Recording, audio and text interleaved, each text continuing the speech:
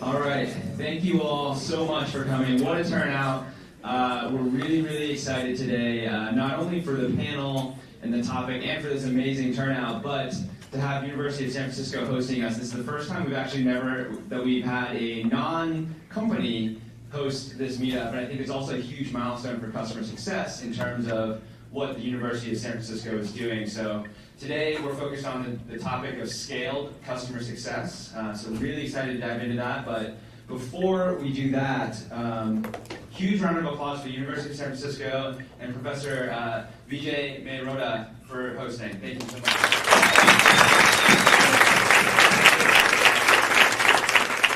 So I'm actually going to turn it over to him. Vijay, he's going to share a little bit about the program that they're building here and why he's so excited about customer success. So Vijay, I'll let you take it away.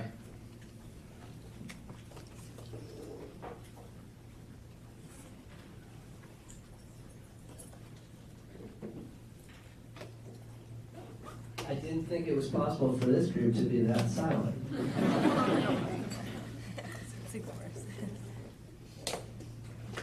So I'm not going to take up too much of your time. What I'm trying to do tonight in just the next 5 or 10 minutes is to tell you a little bit about why and how we ended up doing customer success at USF.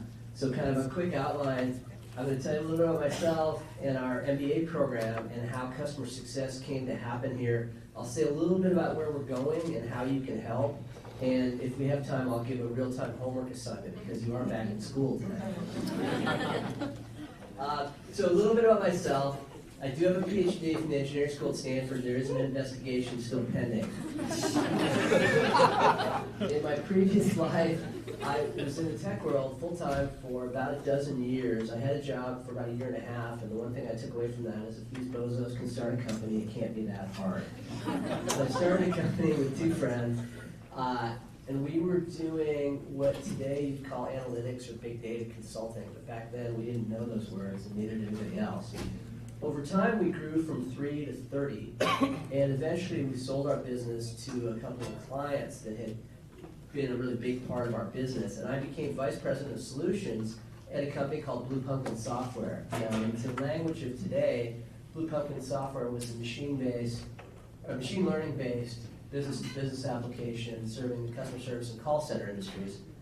I got into that because I had a background in applied mathematics, but what I ended up doing there was running professional services because I'd been running a consulting firm. And I have no words to describe the amount of pain that I felt. After the customers bought our software, my implementation team would, by hook and by crook, and with bubblegum and scotch tape, get them up and running, do a couple of days of training, and that's all that was budgeted, and that's all our CFO would tolerate. So they would hand the customers a number for tech support and go on our way to our next customer engagement. Not surprisingly, we had a whole bunch of unsatisfied customers because technology was complicated, because it required them to change the way they thought about their business, because it required them to sell up within the organization and across the organization, all stuff that I think a lot of you guys are very familiar with. And so I, after a couple of years of doing that, was burnt out and I retired to life as a college professor. I planned to teach statistics and spreadsheets and go to Burning Man and not be very much for the rest of my life. I have nothing left to do in the software industry. And I ended up here at USF. A little bit about USF. We are kind of a secret sometimes in the Bay Area. We've been here for more than 150 years. We have some really impressive and famous alumni. Anybody who can name all 3 of those people gets a hat. Okay. No, I need somebody to raise their hand and say they're going to try for all 3. No mumbling. Don't give me credit. What about 2 or 3? No. That's too good for the hat. I already have a hat. You can phone a friend for the 3rd. If somebody knows the middle, we have the 2 sides. I'll even let you take the hat. We will give away the hats later. The middle person is Paul Adelini, the CEO of Intel. Bill Russell on the left, winner of 13 NBA titles and a gold medal. And on the right, London Breed, the new mayor of San Francisco. Those are all USF alums. And yet, before I came to work here, I didn't know very much about this place either. Here's some things about our MBA program, which we think of as small and mighty. We have a part-time program with people that come In the evenings, in fact, Justin Oberbauer is one of our panelists tonight. He was a graduate from our part-time MBA program a decade ago. We have a full-time MBA program for people that are either starting or launching or changing careers, and we have an executive MBA program that goes one weekend a month. And these are the places that our MBA students have gone to work in the last 5 years. But we've also had a whole bunch of MBAs over the years, and particularly in the last 5 years, go to work in customer success. When we redesigned our MBA program a couple of years ago, I was asked to lead up something called a career accelerator platform. And that was basically a cluster of classes that students would be required to choose one of that was going to jumpstart their career and push them in a particular direction during their first year in the MBA program. Everybody seemed to think I was going to do something in statistics or analytics or big data, but since my students aren't all that technical, it didn't seem like that was a very good fit. Instead, I went out and talked to our alums who were working in customer success, and when they explained to me what they did, I felt this tremendous anger that customer success didn't exist when I was running a professional services group. Because that was the problem that we faced back then, and I understood completely the mission of customer success. And I was thrilled to start this concentration and career accelerator in customer success. I didn't know at the time that nobody in the country had tried to do anything within a university in customer success until now. And so we're really pleased and kind of proud to be the first in that area. Just a little bit about what we're doing. During the second semester of their first year, students take 3 classes that are chosen by the CAP director, by me. One class that we've got is called Fundamentals of Customer Success and SaaS. Another is called Predictive Analytics, and another one is called Market Research and Analytics. And they take all of those classes, they do a whole bunch of company visits and workshops and guest speakers, and then they also work on a consulting project with a company around customer success. Typically, customer success ops or data analysis is a big part of that because obviously they can't be customer facing in a 14-week semester. First year, we finished last year, was kind of a beta test. We learned a lot of stuff, and our students launched off in a lot of great directions for their internships. They're coming back in this fall in the next couple of days.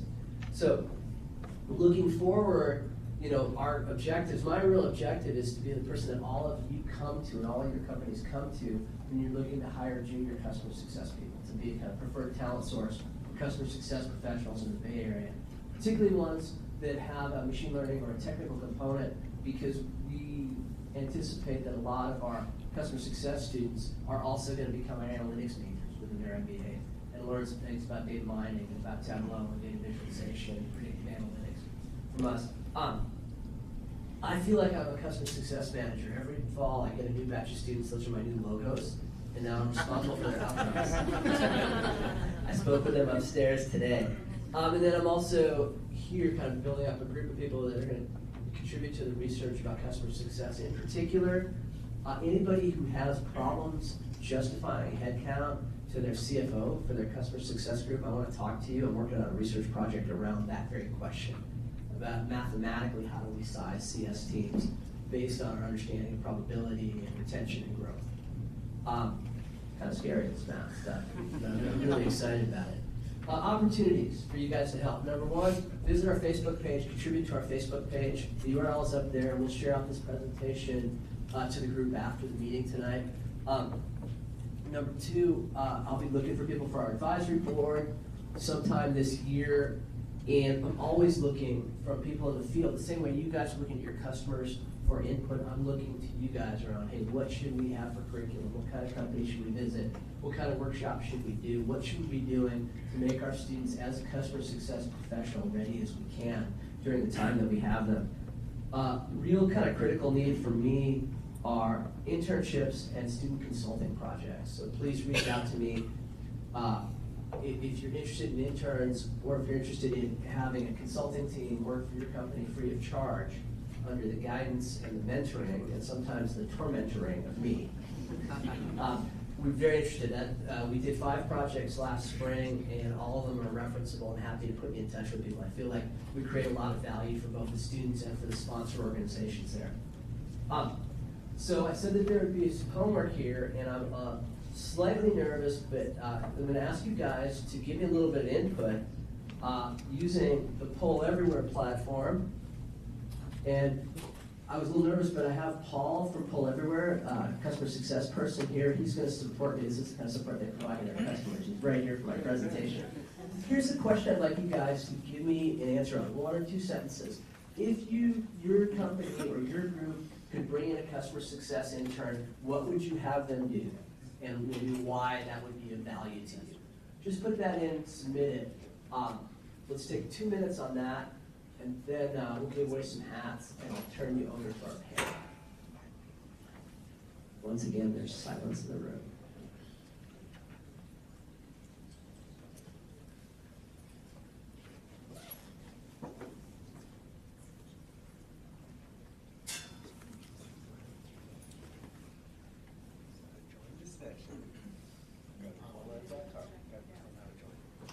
Right.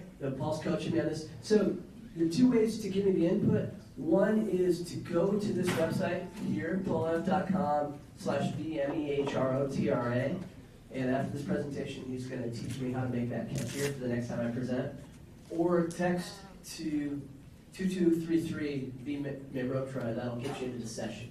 So you put Mehrota in the text part, right? In the text the first time. Right. And then after that, you'll get prompted to answer the question. You'll get a confirmation.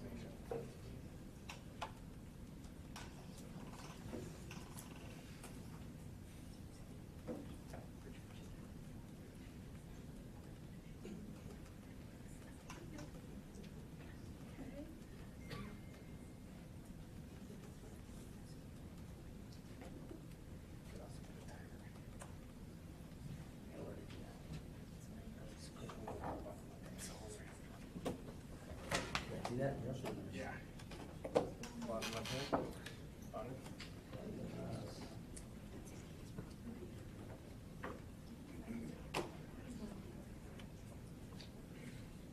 Bottom left. Yeah, that's the mouse.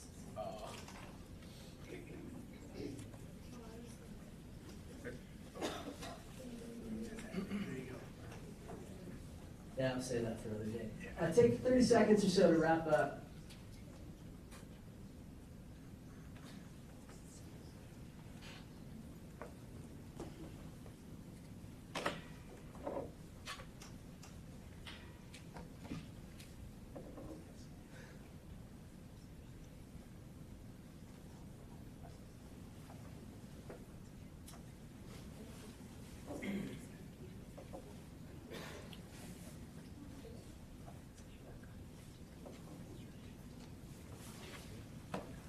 Okay, now for a little bit of fun.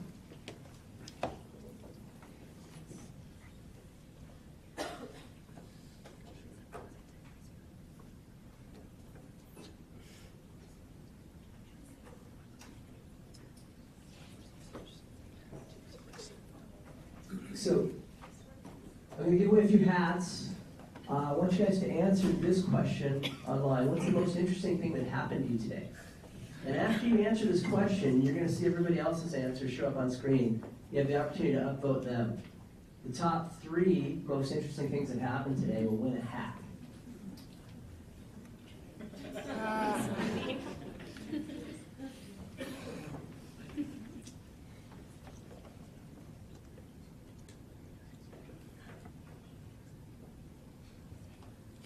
Did we talk to a movie star today?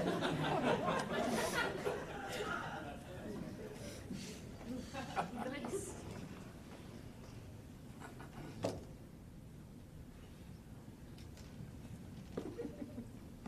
How long does it take for it to get up there? Be that long. You might have to refresh it. Oh, yeah. It's a little more responsive.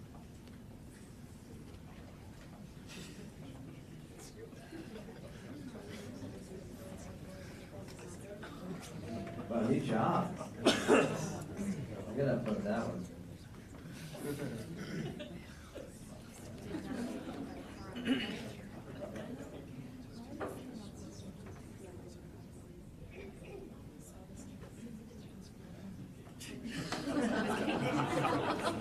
Maybe this meeting wasn't that interesting, and now it's being proven out by the phones.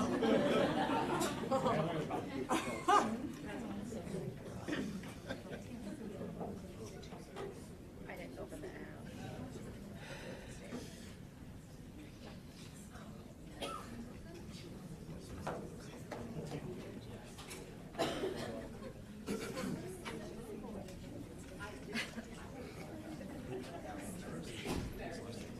Crunch time on eBay now. 30 seconds to determine our winner. Get your votes in now. Get your last bids in.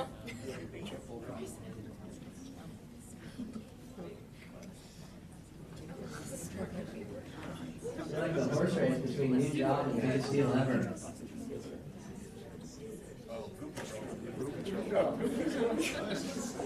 People retracted their votes. Downloading. No, they just.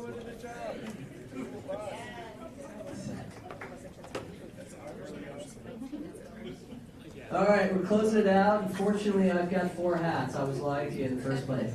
So, who learned that San Francisco is getting crew patrol to clean the streets? Come on up.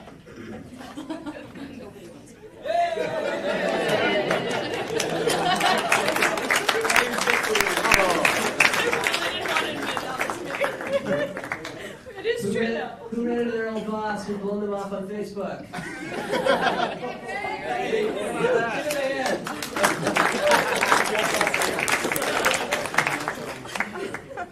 Who got a new job?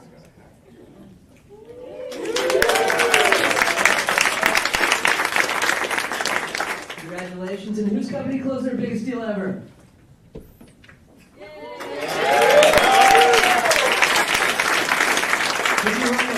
Service Rocket. Service Rocket, congratulations. Who's the customer, or can't you say?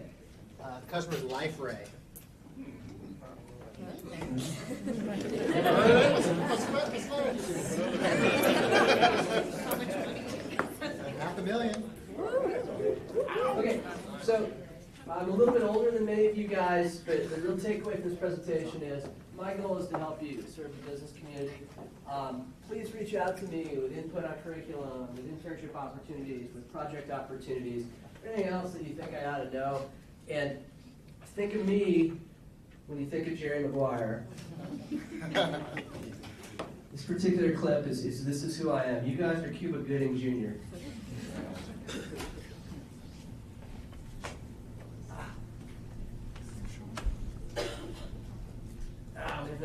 So, You gotta act it out.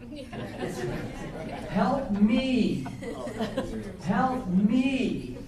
Help me help you. Thank you guys. And thanks for coming.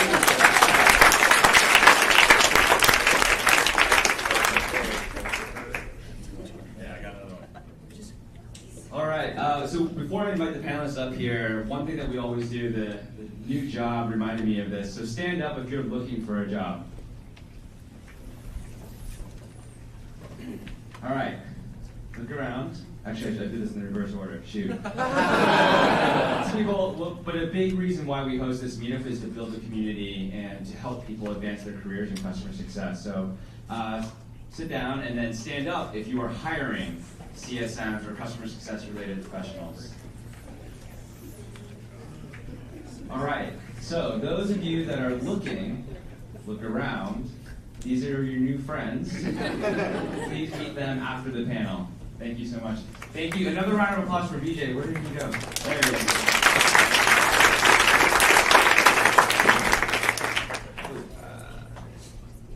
All right, so how do I switch back? Oh, just stay back.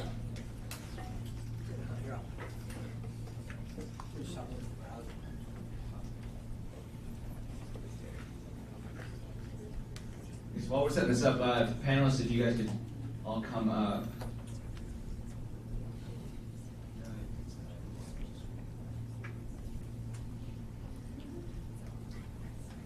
So I guess I'll introduce Justin. He's the VP of Customer Success at Copper. Hallie is the Manager of Customer Success at Glassdoor. And Micah, former VP of Zumper Select. Round of applause for our panelists.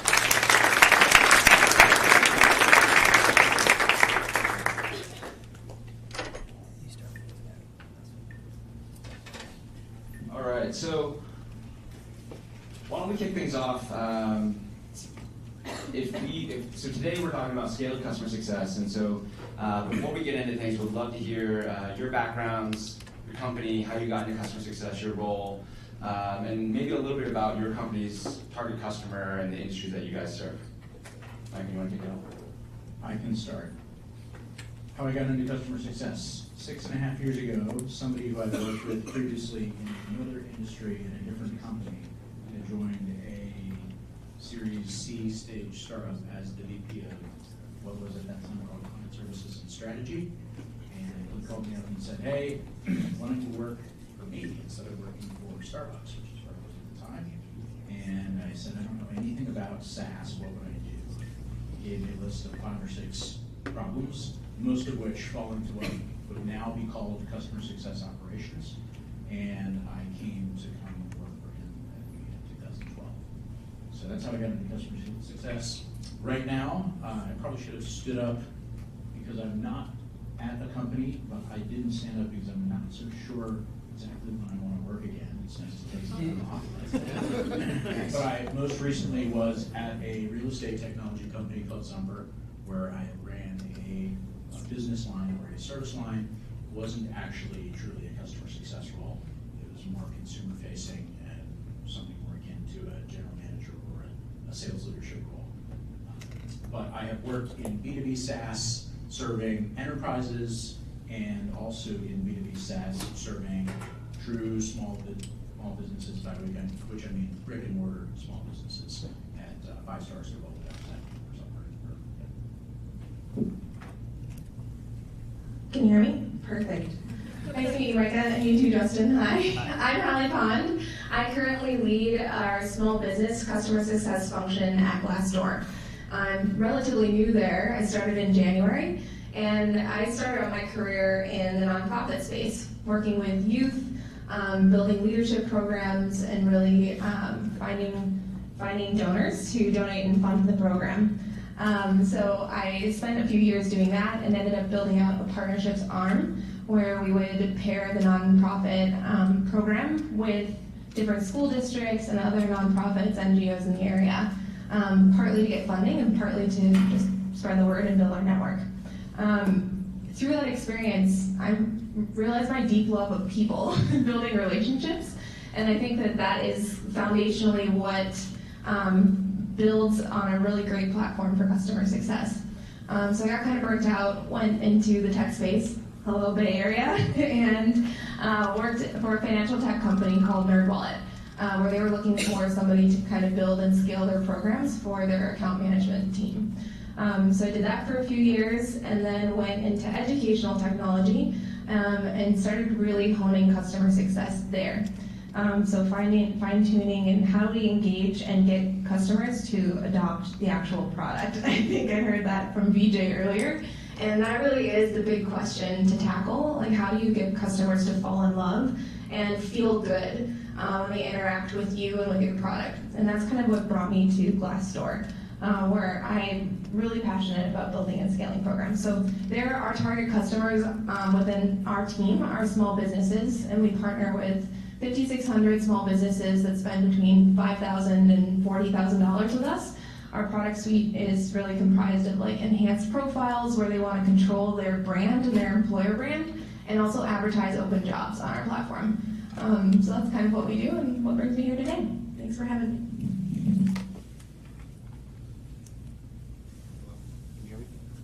Hello.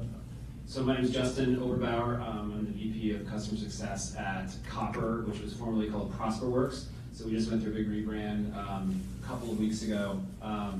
I got my start in customer success actually when I completed my MBA program here at USF. I actually started with a company called Nimblefish, which was a very early marketing automation platform that focused on kind of consumer side, enterprise, direct-to-consumer, one-to-one marketing. And it just happened to kind of develop there as an opportunity to kind of grow out the services team. And as success was starting, kind of gave me the opportunity to really apply those practices, in that particular organization. So I've been kind of thinking about customer success since those very early days, and I've seen it applied across very large enterprises as well, large enterprise-focused companies, as well as now where we're kind of mostly small business-oriented companies.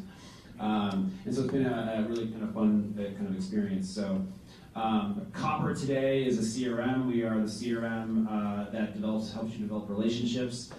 We are kind of the fastest growing CRM today, and we're a direct competitor of Salesforce as well as a lot of other players. And so we're really focused on kind of redefining what CRM is in the space. And so we have north of 10,000 customers, and my role there is basically the entire post-sales life cycle. So from the education and onboarding, professional services, all the way to support and churn, retention, and expansion. So it's really the holistic approach of customer success applied, and I've been able to kind of do that from the very beginning, where we started with basically 2 people in the success org, and now there's about 25 people in the success org. So that's how I got here. So awesome, thank you guys. So let's set the stage. How many accounts do your CSMs or does your highly scaled customer success program manage at a time per person? And then what is the structure of your teams? Maybe take us through that. Sure, I can start. So we manage about 5,600 small businesses, and up until about April of this calendar year, our team was only responsible really for the onboarding experience, so the first 30 days of the client lifecycle post-sale. Clients were kind of churning, they were getting to the renewal point and saying like, we haven't heard from you in a year, no, we don't want to renew. And so the account management team or the growth team were the ones who were managing the relationship, but they were so focused on sales activities that it was actually harming the longevity of these relationships. So that's when we decided to kind of overhaul and redesign what the roles and responsibilities were between growth and customer success. So we actually decided to break our customer base, our segment of SMB, into 3 separate tiers. The lowest tier would get a lower level of service, the mid-tier a mid-level of service, and then more of a white glove style of service for the highest tier. So the ratio for the highest tier, we have about 700 accounts that are spending more than $20,000 with us. And the ideal ratio is somewhere between 175 and 200 accounts per rep in that tier. For the mid-tier and lower tier, we actually adopted a tool called Pendo. Has anybody heard of Pendo or work at Pendo? Okay, so it's basically, for those of you who don't know, it's a tool that layers on top of your product to kind of help productize the onboarding experience, like a self-guided onboarding. It's like a little guide that tells you how to use the product. So we actually implemented that as a way of kind of substituting this 30-minute to an hour-long phone call that we were previously facilitating with every single client that was coming through the door. And so we've done that and provided only that type of onboarding for our lowest tier. For our mid-tier, we complement that with a phone call that typically lasts between 30 to 35 minutes. We position this as like a personalized consultation to get to know you, to get to know your brand, to help provide a couple takeaways that are immediate actions that you should take in order to best leverage our product and platform. And for the lower 2 tiers, it's more of a pooled support model. So instead of a one-to-one relationship, we've now enabled marketing campaigns and a pooled support kind of model for them. So they had access to our team of customer success specialists. Whenever they need us, they can call us, they can email us, and we're aiming for response times of less than 2 hours across about, like 4,000 or so, 4,800 or so of our clients, and have been able to nail that with a team of about, there are 8 representatives servicing those clients today. I think that that pretty much explains a lot of how our organization is also organized, particularly around the onboarding. I have 4 functions within our org. We have an education team that's focused on like one-to-many trainings, developing kind of virtual trainings that customers can access kind of on demand at their convenience. And then we have a kind of professional onboarding team that's applied to higher value accounts to get them to that kind of first 3 days desired outcome. We've kind of been mixing that up a little bit over the last couple of years, and we kind of move the thresholds for those every once in a while. We actually just did a big change in the threshold there. But we definitely tier it, and we have 3 segments. We have a mid-market segment, we have a small business, and we have an ESB, which you can call basically electronic, and that electronic segment, the digital one, is completely self-service. Everything is self-service from beginning to end. And then we kind of change the thresholds that certain kinds of customers fall into over time to kind of just manage our costs against those particular segments and then manage the churn. Onboarding happens for every customer goes through an onboarding phase, and after a certain period of time, they transition to kind of a life cycle phase, where they'll either be falling into a kind of a pooled support, a CSM model where there's basically a couple of people that are there just to make sure that they're accessing all of the shared content. Most of our content is available through knowledge base, through training activities, through webinars, and their goal there is to make sure that they're getting access to it, and they pick up the ones that kind of fall off track. And then our kind of managed segment and mid-market all have named CSMs, and so the kind of managed account segment has about 150 accounts per CSM in it, and then in the mid-market it's anywhere between 50 and 75, depending on those higher value accounts. And we're in this kind of zone in our development where we're starting to merge into the mid-market really rapidly, and so we're seeing a lot of larger accounts come on board really quickly, and so we're kind of deciding at what point in time we start to kind of change the mix-up. We're not trying to get too far ahead where we're kind of overstaffed too early. We're really kind of growing as the nature of the business grows. And then that entire organization, education, onboarding, and CSM are supported through a kind of tier 1, tier 2 support team, where the support team really takes in all of the reactive inbound requests, and the CSM team or the onboarding team is really there to be the kind of proactive arm, so that they're engaging customers on an agenda, on a cadence where they're trying to kind of create touch points. They're not there to just basically answer inbound questions. They do take the escalations, obviously, like if something's not happening in support, but the idea is to make sure that every person in that organization is really focused on their own role and isn't really having to kind of spin a lot of plates every day and feel like it's constantly reactive. So. My experiences run the gamut, and so I'll touch on a couple of them quickly. The first company I was at, I managed our smallest revenue but highest logo count segment, which is about 60% of our customers, 40% of our logos, and a CSM in my group would have somewhere around 50 accounts. Each of them was an average contract value of probably $30,000 a year. Sometimes up to 60, sometimes less than 50. We also had groups where CSMs managing 25 to 30 accounts that were on average about $60,000 a year, and our largest global, as we called it, group, the CSMs would manage 10 to 12 accounts, and those were each on the order of $250,000 a year. So that model changed while I was there, and one of the biggest, richest learnings that I got was a two-pronged process wherein we developed a dedicated onboarding team to take away many of the problems that cropped up when we were trying to onboard large volumes of customers into my segment. That was a really rich experience, and I helped to build and oversaw that team for the entire company. The second rich experience was when we took about half of my segment and carved it off into a self-serve model, realizing that the ACVs there were too small to support a model that we had wanted to work with. And so that was very rich because we had to determine what the best way to set those customers up for success without allowing them the opportunity to regularly connect with the CSM was. The next salient experience in my company, in my experience at FiveStars, where we actually had about, when I left, 12,000 small businesses across the US using our product. So we weren't going to staff each of them with a customer success manager.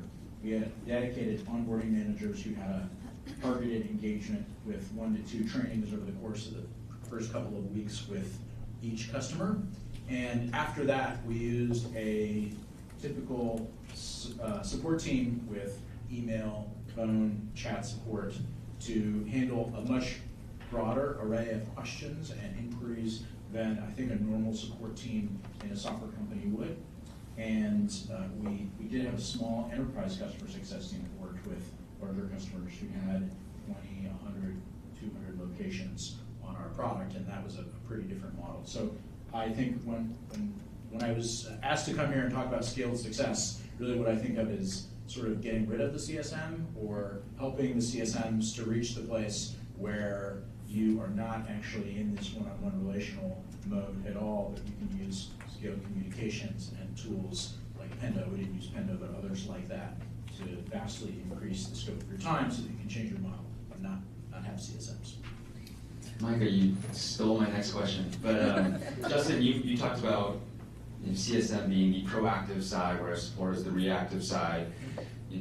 Given the numbers that you guys have all mentioned, right, even 50, 150, 200, how much expectation is there to truly be proactive? And we talked a little bit, Hallie, you talked a little bit about one-to-one or having some sort of relationship. How do you even maintain that with those kind of numbers?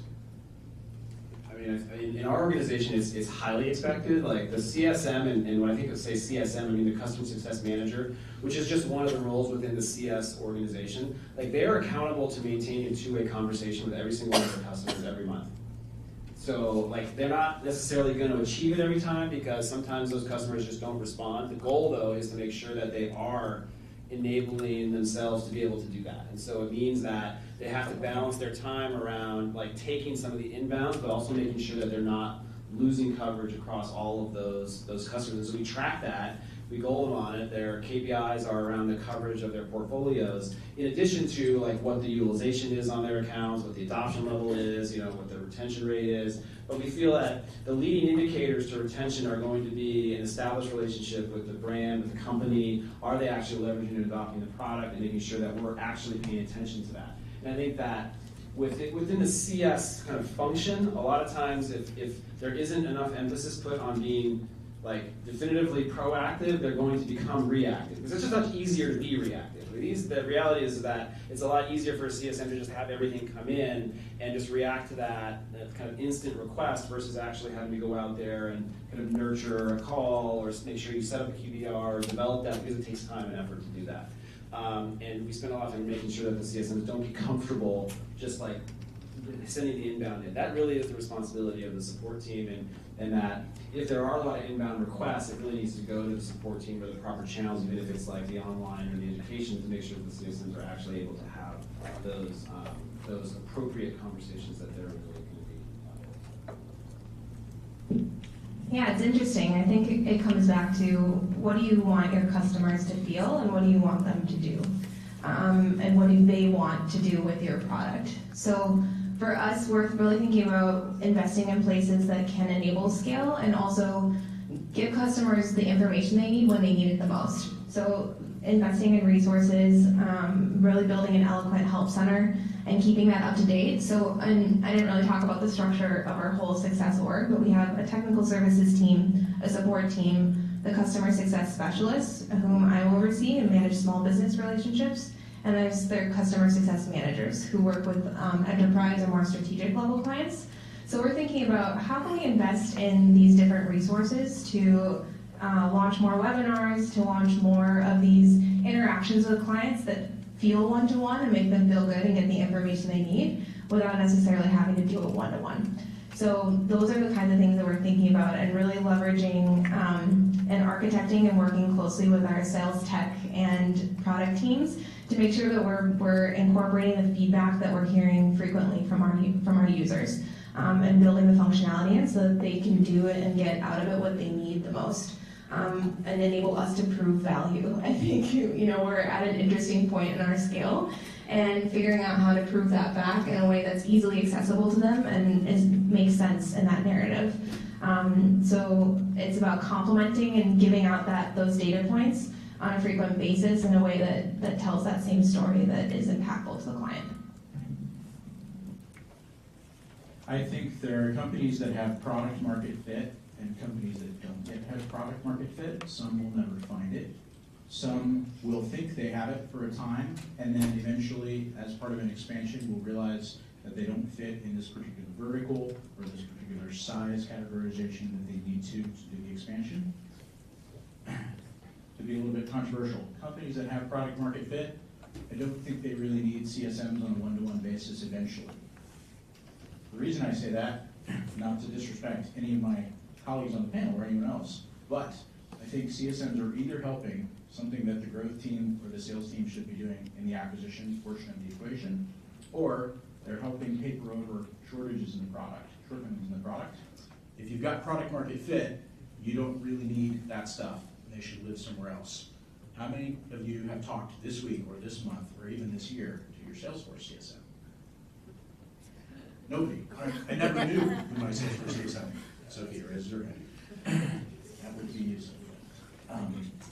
Companies that don't have product market fit can often be painful places to work because, as many of you know, you're asked to solve problems that, in many cases, are papering over things that the company would rather have the product do. Now that can be a temporary solution, but it's very easy for the company to get into a pattern where people are doing stuff that computers should be doing. So to bring it back to the question, I think that as a company scales, there are really useful ways to build a service model that works for the company at the point that it is, but it's very important for individual CSMs all the way up to CSM leadership to be thinking about how to move in a direction that's going to allow for, in an ideal world, putting the CSMs out of a job so that you can move into other roles, other companies. And I think that's mostly because as companies get really big, there's going to be a lot of pressure from your CFO to reduce the service cost. And eventually, that points to a direction that is going to result in you having too many accounts or something like that. So to be a little bit controversial, that's a perspective that I have that maybe not everybody will share. But if you assume that that's what's going to happen, it will help to push your thinking in a direction that will hopefully help you become more efficient and be part of a future solution in your company that will be really useful to the company's growth or survival.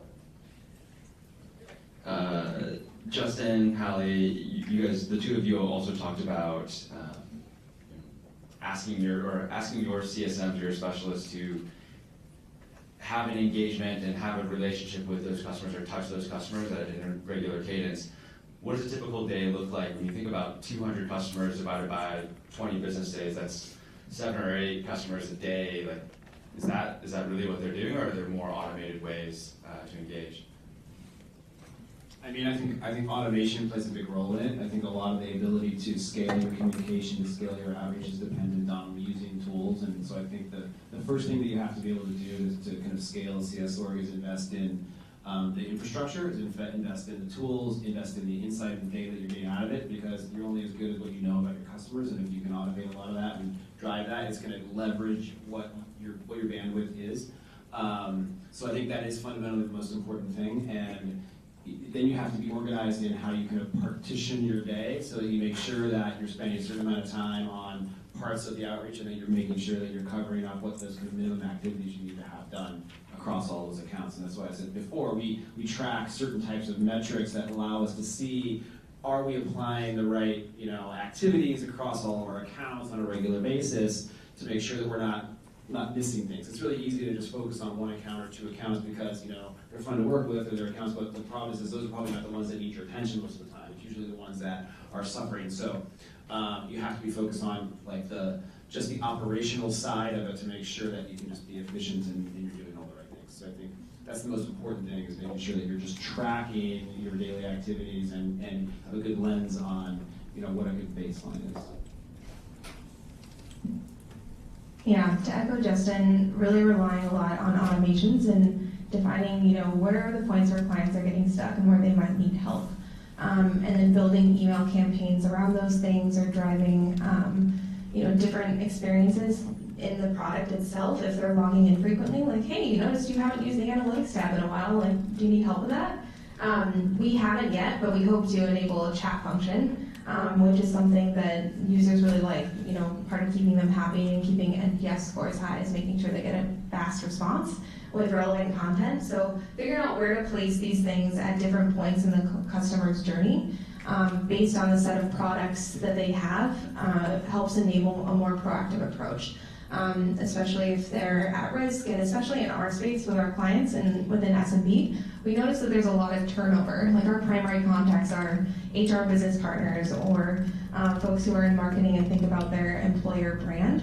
And those roles are kind of turning over pretty quickly in that industry. So figuring out how to make it sticky and prove value very fast is something that's super important to us. So we rely pretty heavily on email campaigns, as we know that email is a primary method of communication, and building partnerships with different applicant tracking systems that our clients use to leverage those relationships and potentially get to them that way as well. So we kind of danced around this, and Micah, you kicked this off in terms of getting more and more efficient with customer success. So what kind of systems, what processes do you guys have in place to allow you to scale? And you talked about Pendo, you talked about chat. What other things do you have in place? So many systems. I think that's one of the problems, is that there are so many different tools that we need to leverage in order to please our business partners across product, across sales ops, across sales. So we use many different systems, and we're trying to find a good solution for how can we streamline these and compress them down. So we use Gainsight, we use Salesforce, we're using Google Suite of products, we use Jira when reporting bugs. With our clients, we're mostly using Pendo. We partner with our business partner in marketing uses Marketo, so we're leveraging that tool. We've used Outreach as an email communication and tracking tool. So there's a really wide gamut of things, and I think that's one of the things that slows us down the most. When we look at being efficient and empowering our individuals to do more, that's one of the things that we're looking at really, really compressing down. Just a show of hands, how many of you who work in customer success feel that there are too many tools that you use every day? Great, not alone, awesome. I'm a big fan of off-the-shelf solutions for things, and I'm very happy to pay money or to unlock budget for things if people on the team bring ideas about how they can make the team more efficient. And I think that for those of you out there who have had sometimes challenges getting budget unlocked, it probably links partly back to what she's saying, because they look at these line items and say, what is this, what is that, what is this? Those things are gonna help make your team more efficient, and my perspective is if you're in a startup company that is a company that doesn't yet make enough money to be self-sustaining no matter where you are in the life cycle, you're really doing what you can to get the company to the next stage. And I think identifying a kind of a Frankenstein-ish kludgy structure to help meet all of your needs at any point is what you do. We've used a million different third-party tools. I think it's most useful to classify them along things that align with stages in the life cycle that you need to do, and or levels of difficulty to deploy and access them. So there are things that you can plug in via a Salesforce package that all you need to do is get it paid for. You don't need any engineering help. And then there are others like you can use WalkMe and there's one called Nickel for product walkthroughs that you need to partner with your product team a little bit. And then there are still others that require a lot more help from your dev team or other pieces of the company. And so if you map out what they're attempting to solve and you're able to get budgetary buy-in, I think you are going to be best explaining where they fit in the life cycle and the difference they're going to make for the team. How much work are they going to take away from the team? Yeah, I think that there's plenty of tools out there. We have plenty of tools that we use. If I had it to do over again, I would recommend you not use so many tools, and you would actually start by defining where your process is. It's way more important to actually do things in a even in a manual way, but a well-defined way and a well-repeatable way, and then apply the technology that actually helps you do that really efficiently. Just throwing tools at a challenge is, oh, I'm going to buy this product because it's going to make me more efficient with emails, yet it's actually not making you any more efficient, just managing another tool, is the wrong way to do it. So I think that's probably one of the best things I learned about the operations of a business, or CS org is not that different from a manufacturing facility or a plant where you're basically trying to process a lot of things. There's fundamentals to that, and so thinking through what you're developing, what you're building as inputs and outputs, and trying to do that at scale, it kind of maps to the same kind of concept. So build your process, think about what you want your outcomes to be, and what the most efficient path for that is, and use the tools that allow you to do that super efficiently, as long as they talk to each other. That's the other thing too, is make sure they can all talk to each other. Don't do things that can't talk to each other, because it's just going to slow you down. Maybe I can tack one thing onto that, yes to everything, and also taking the time to map out your customer journey. So if you're working in a company that has multiple different arms, like product marketing or just a plain old marketing team that's reaching out to your client, make sure that you align very early on documenting every single touch point. That can save a lot of pain down the road.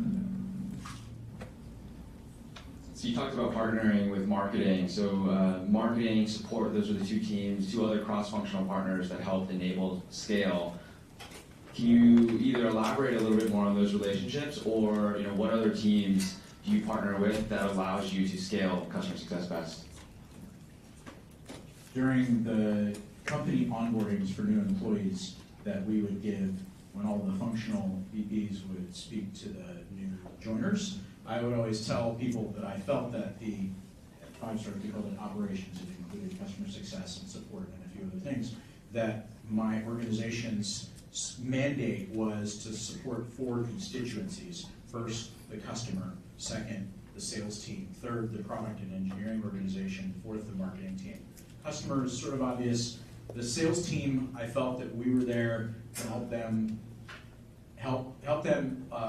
launch clients successfully, and also to provide them with success stories, narratives that they could share with prospects, and so forth.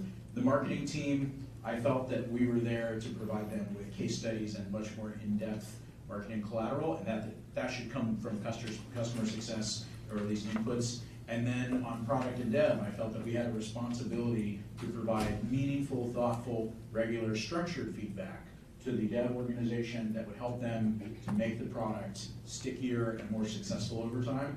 And I felt that if we could form those relationships and create structures and work processes and routines within the companies that I've been at that would allow customer success to connect regularly and in a structured, thoughtful way with those organizations, that they would eventually become two-way relationships as well, and that the sales team would do a better job of setting us up for success. The marketing team would do a better job of educating prospects and customers about the value that their customer success manager brought to the table, and the product and dev would do a better job of incorporating feedback and thoughts from the CS org into their development efforts, whether fixing little bugs or building the next giant product release.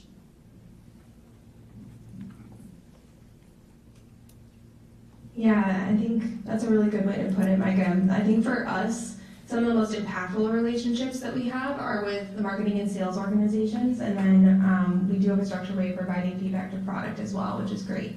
I think as long as expectations are aligned, the customer experience can be infinitely greater. So where I see the greatest powerhouse is between our new biz side of the house, customer success, and growth, and really making sure that we're very aligned on the narrative that's being told throughout the entire journey, and making sure that all front-facing folks have the right information and knowledge about the product and how it functions and how it can function and how it can't, so that we are really creating a streamlined experience. So even if the product isn't exactly the right fit right now, at least expectations have been clear, and there's a higher likelihood that they're not going to churn. So I think for us in our stage and scale, and also the hyper growth that we're looking to achieve, those are some of the most important and critical relationships. On the marketing side, I think it goes without saying that our customers need to know when new things happen and when bad things happen, and when there are opportunities for them to better leverage and optimize in order to achieve their goals. And I think marketing is a great engine to help us facilitate that dialogue with the client.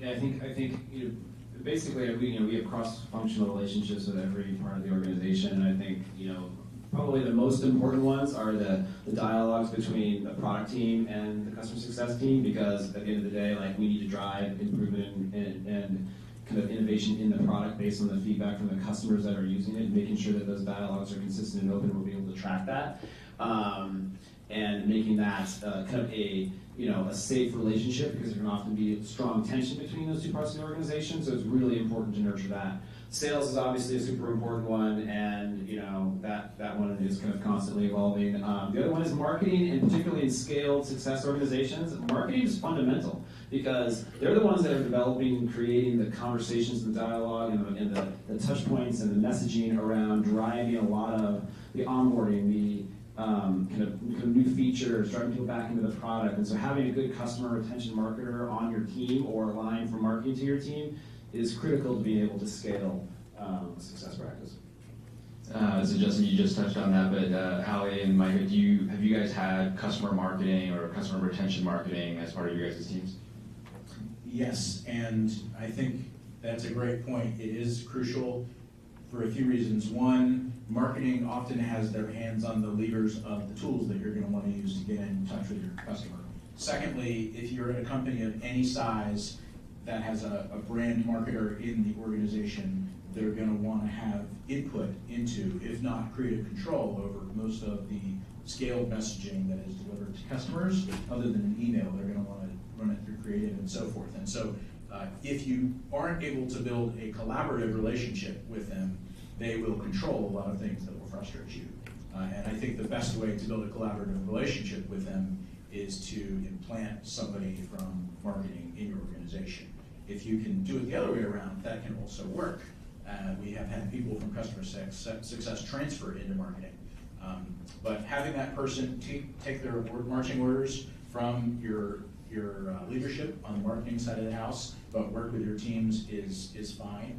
And I think if that person has the skill set to access the tools, whether it be your email platform or Keto, whatever else you're using, then they're going to be hugely valuable to you from the perspective of being able to execute on campaigns, and they're also going to be valuable from just the standpoint of being able to influence the entire process that it takes to develop and vet material that's going to go in front of the whole customer base.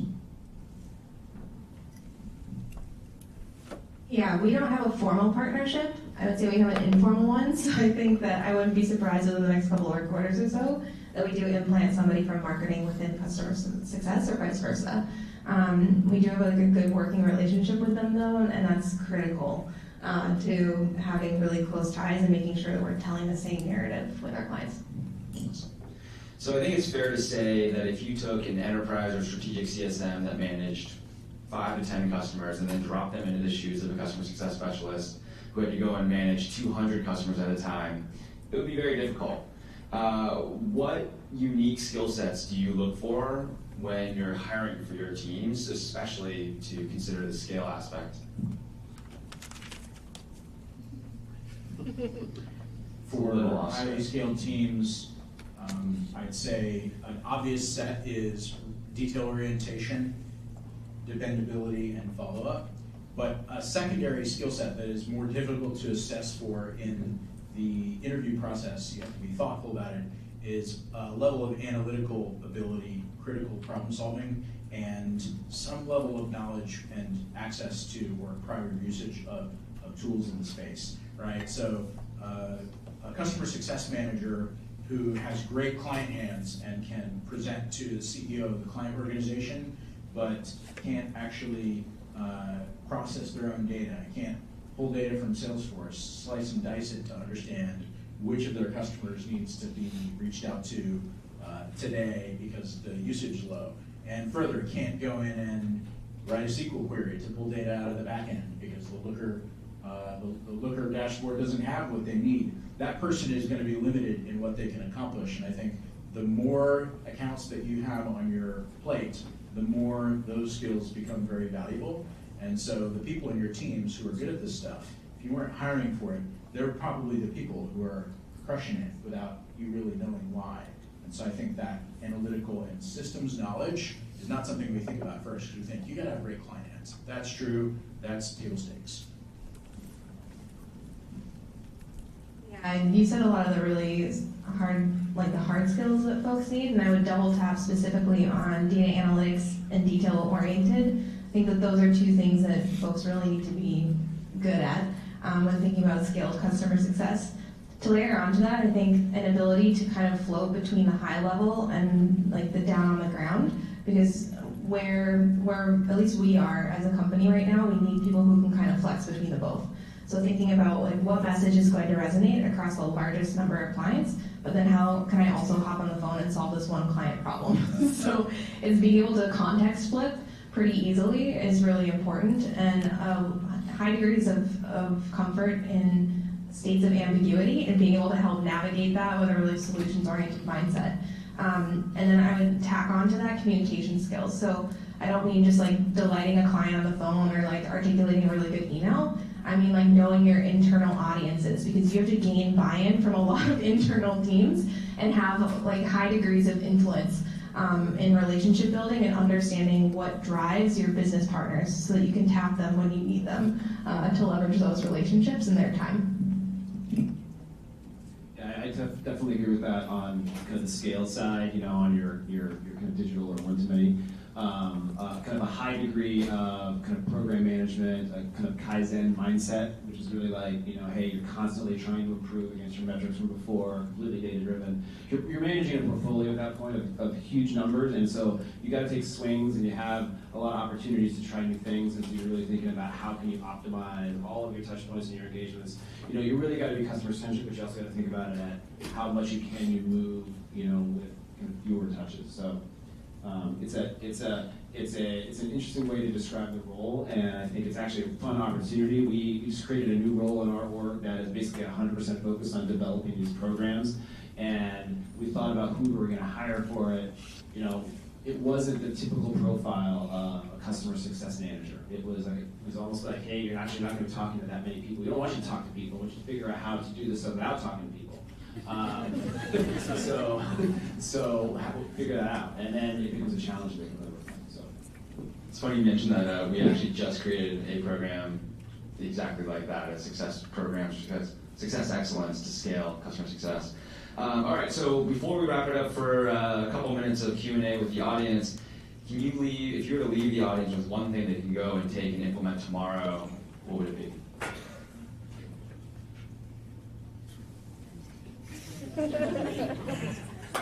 I would suggest that you find somebody who doesn't work in customer success. This is a little bit fanciful, but if you can get them to come to work with you for a day, observe everything that you do, and have them write down everything that they think is inane, repetitive, unnecessarily difficult, or opaque. These are the things that you do every day, and they shouldn't be that way, but you've been doing them that way because maybe that was the only way to do it. Those are the things that are the opportunities to scale.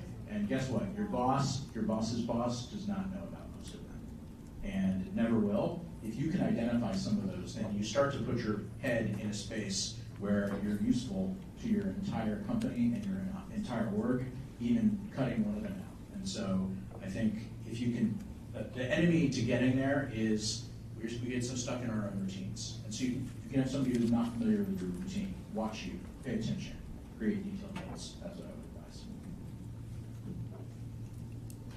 Yeah, I think mine comes down to the earlier point. I mean, I've only worked at companies that range in size between 50 and 850 people. So I don't know what all of you are at, but I think in my experience, in each of the different environments I've been in, there hasn't been one source of truth around the customer experience. So being really diligent to document the customer journey from the time that they first hear from the company, whether it's a marketing campaign or a sales rep that's outbound, to the time that they renew and beyond.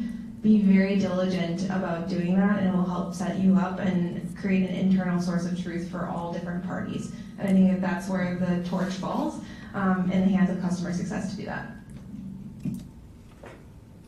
I would say make sure that everything that you're doing within the success, your success org or your success function is tying into the potential revenue that's being driven for the business. I think this goes back to kind of what you were saying that was quite controversial, which is about, you know, ultimately, like, if you have good product market fit, the CSM isn't really needed. And I think that's because oftentimes the CSM is associated with service or support. CSMs really need to be tied to growth and tied to revenue.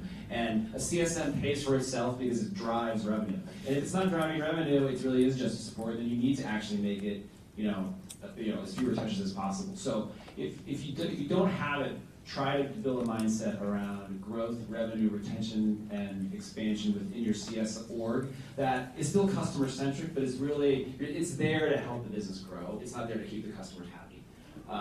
It feels like that sometimes is the right thing to say, but I just fundamentally believe that customer success is about revenue. It's not about support or service or the happiness team. Awesome. All right, so we're a little over time, so we've got time for 3 questions. I'm going to do 1 question on this side, 1 in the middle, and 1 on the far right. So on this side, any questions? Okay, 2 questions in the middle. I'll go with you in the second row. Micah, what you said really hit home because I come from a marketing background, and I oversee a team that oversees about 1,200 accounts with $2 million. Limited resources, people like Steve. I run the small business. He's paying too much in an hour to help me out with mine, so I actually took on the implementations myself to better help build my business unit, reduce churn, pretty much trying to cut him out. But I'd love any advice you guys would have, especially from Hallie.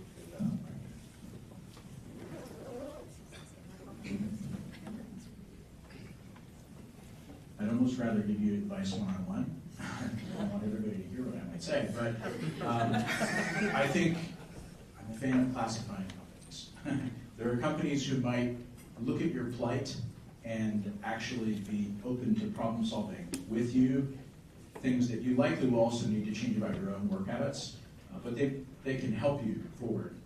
There are other companies that might look at your plight and say, this guy is taking on additional work for the company. That's exactly what I want. If you're in one of those companies, you need to examine whether and how that is sustainable for you long term. And if you're in one of the former companies that will actually problem solve with you, I think the key thing is to have people around you who can help you improve the processes that you're taking on that shouldn't be part of what you're doing, so that over time they either get done by somebody else on the team, if you're managing the team, or by a combination of computers and resources that are better positioned to do that than you as a team leader, who hopefully can be able to spend more of your time working with people, developing and coaching people on the team to be better. Happy to talk afterwards.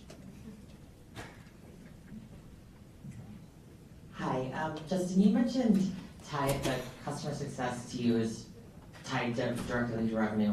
And I'm just curious, I'm assuming that you guys don't operate under the model where your CSMs are responsible for the actual renewal, but how do you make that connection between the work that they're doing and the revenue piece if somebody else is actually closing the deals? So in our team, they are actually responsible for the renewal. So yeah, so they actually own the customer relationship from the minute the deal is done. It takes all the way through renewal, and they own a net retention number within their kind of bonus structure. So as their accounts need to grow over time in order for them to get that full potential. When accounts hit a certain size of revenue, then we have a partnership with the sales org, so that we make sure that we've got kind of appropriate coverage and we're balancing that. But for most of our kind of small business customers, the CSM is the primary point of the relationship. And their objectives are not quoted. They're not quoted on like hitting a certain number, but at a portfolio level, they have to kind of grow the accounts. So that's how it ends up getting tied to revenue. And if they can't consistently grow it, then that's how we kind of performance improve. So. I might just tack on, we actually do it differently. So our sales team is responsible for the renewal and the revenue, but we've created like opportunity identification spiffs where it's like a motivator for them to identify opportunities early and see them through in partnership with their AM or their account manager, so that it's really fostering a great partnership and synergy between those that work specifically with the higher tiered clients. We're copying something similar in the lower SMB tier as well, because we're still facilitating like a semi-annual business review for those who are spending less, where it is like one human touch point throughout the year that we think can bring a lot of value to the conversation, and also surface risk and mitigate it, and surface opportunity at the same time. Hey guys. We're actually scaling our customer success team right now as well, and we're in an interesting stage where we're going from CSMs managing the entire customer relationship, right through from handing over from the sales team to retention and doing that renewals piece. What strategies would you suggest we look at to go from a team who supports all customers to a team who now is looking at different verticals with a success team, but having account managers doing that one-to-one relationship with our higher value customers?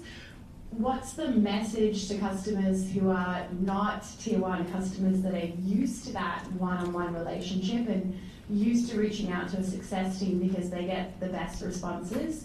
How do you merge them off of that dependent relationship in a way that isn't detrimental to the ongoing relationship and retaining that customer?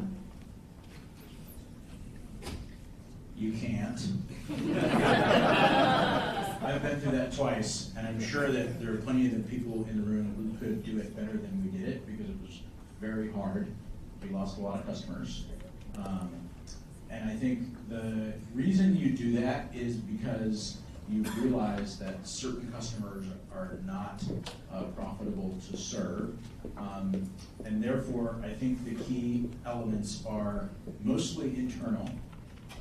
You need to help your finance team and your whoever is responsible for the overall revenue number feel comfortable with the outside possible losses, and then you manage as best as you can. The communications that are made to the customer base, I think, are relatively straightforward. You can kind of put in all the euphemisms and explaining a way that you like, but they will generally know what's happening. They won't like it. Some of them will stick around, and actually the most useful part of that process, I think, is really learning why the people who are sticking around aren't sticking around and why those who leave aren't. And so if you have an opportunity to do post-loss reports with some of those people who aren't, because they might tell you I lost my CSM, but really it's something else, right? It's there aren't enough people in the client organization using the software. They didn't understand the value. Most of those things eventually should make their way back into the product team so that they can help the product become stronger with such a segment of customers.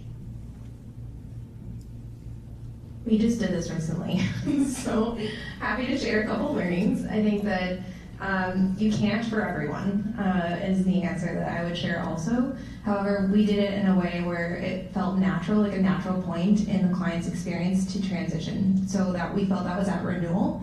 And the way we positioned it was, hey, in order to get a higher level of service, you now have to pay for that. So like, give us more money if you want that service, and if you don't, here's the alternative for you. So while it didn't feel as much like a forcing thing that they had to do, but they had the option to decide, and it was a natural point in their journey to reset expectations for the coming year. So that helped. In your situation, do you think the level of service in your new model will be less than what they're getting now? Yeah, it's a great question because we're going from not paying for support now to paying for enterprise support. So we'll actually have 3 different levels. One is like community self-service, it's just online. Up from that would be Gold, which is serviced by what I would classify as customer advocates. So we do live chat and support through Zendesk ticketing system. And then at a much higher cost will come that account manager dedicated CSM, which is what everybody's used to, but moving forwards we just can't continue to support with the team size that we are. So yes, the service will be a lot better paying for it, which is my primary concern is they'll go from an exceptional level of service to a one-to-many, definitely more reactive than proactive. I thought of one additional thing, which is depending on the size of your client base, I would say don't do it all at once. Pick experimental cells in each of the substantively different client groups and run a process and a communication with them to see what happens. You'll learn a lot from the messaging. You'll also learn roughly how many of them are going to churn and how soon. That'll delay the process, so I'm sure some people won't like it, but if you have any say in the process, try not to do it all at once. One last thing, invest in building really good help center content early before you make that change. Awesome. All right, round of applause for our panelists.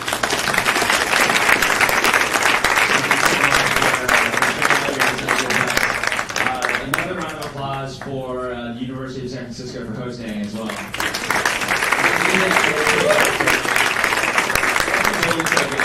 right, so everybody feel free to hang out for a little bit longer, network, those that are looking, remember the people that are hiring, and thank you all. We'll see you next month.